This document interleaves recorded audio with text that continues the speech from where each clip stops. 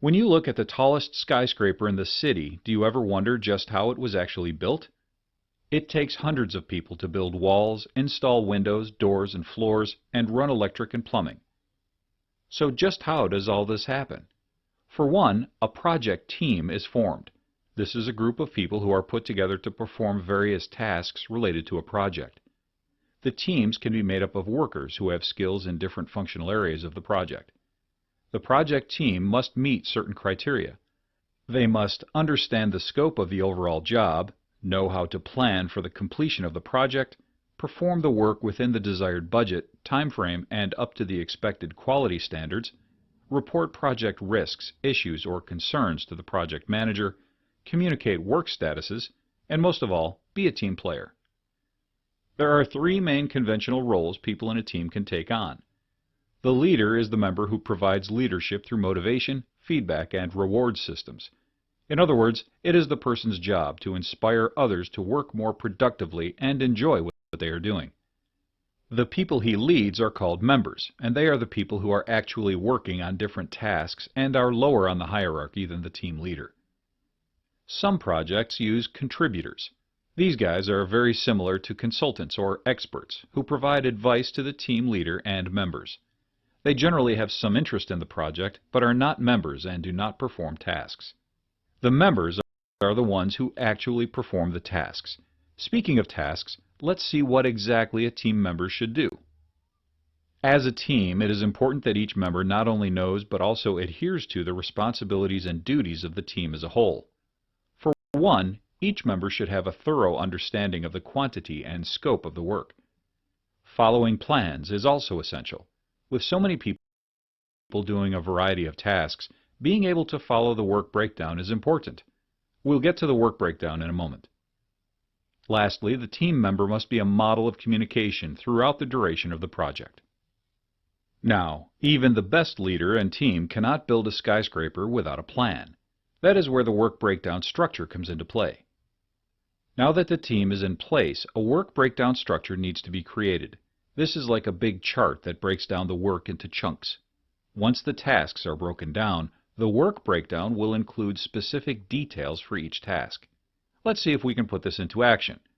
If we were to build a doghouse, we would need a bunch of things. We'd buy wood, carpeting, shingles, a door, and some paint. Oh, we would also need nails and glue. Our work breakdown would look a bit like this. So you see, Fido's doghouse project will cost us around $320. And if every task is completed, that represents 100% of the work needed to build a penthouse for the pooch. I know what you're thinking. Why use a work breakdown structure? If everyone is skilled and has a copy of the blueprints, it seems pretty easy to just build a doghouse. Not so fast. Let's go back to Fido's new place. We know we had around $320 to build the house, but if everyone was grabbing at the money, there may not be enough for everything.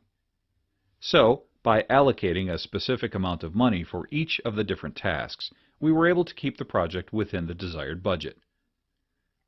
Next, we had to think about how long each of the tasks would take, so that we not only stay on budget but also finish Fido's digs on time.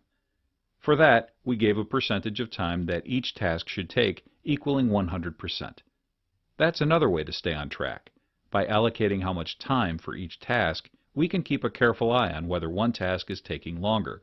Then, adjustments can be made along the way. Now, our example above was done using a template. However, if you want to get even fancier, you can use a responsibility assignment matrix, RAM, to get the job done. Literally. The responsibility assignment matrix, also known as RACI, is similar to our work breakdown, but it is a bit more complex. RACI stands for Responsible, Accountable, Consulted, Informed. Let's break it down. In order to track the roles and responsibilities of a project, we start with Responsible.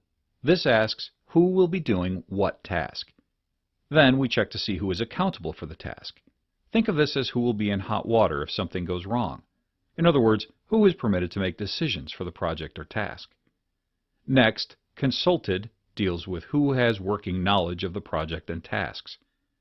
This is a two-way communication in that the project manager and the members, for example, discuss the tasks and any issues that arise. Informed is more of a one-way communication that speaks to anyone who has an interest in the project, like shareholders or Fido in our case. An example may help. Fido's owner, Mr. Picklestein, ordered a doghouse to be built in his backyard. He contracted his old pal Pete, who owns Barker Construction, to do the job. Jim, the team leader, brought his crew consisting of Bert and Mickey to complete the job. So, in the order of the matrix, Bert and Mickey are responsible. Jim is accountable. Pete, as the owner of Barker's, is consulted, and Picklestein is informed. Do you see how that works?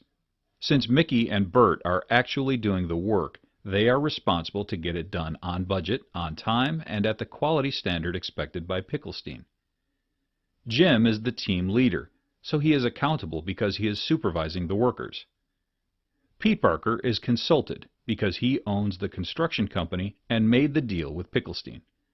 Picklestein is the client, so he is informed as progress happens, if timelines change, or if the budget increases. On that note, we learned some valuable lessons about how a project is managed, who does what, and even a fancy smanchy way of tracking things.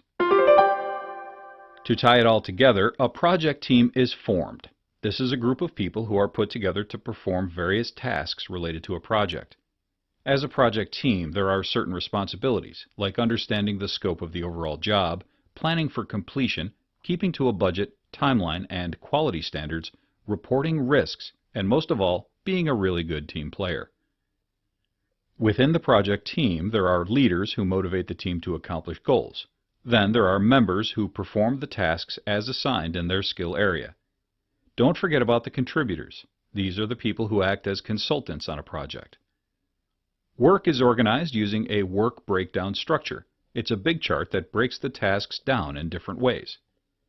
There is something more formal called a Responsibility Assignment Matrix, RAM, that is similar to our work breakdown but is a bit more complex. RACI stands for Responsible, who does what task, Accountable, who is in charge of making sure the tasks get done, Consulted, two-way communication with interested parties, Informed, who needs to know information. In the end, we learned that planning for a project is important, and using a work breakdown structure will help to keep a project on track.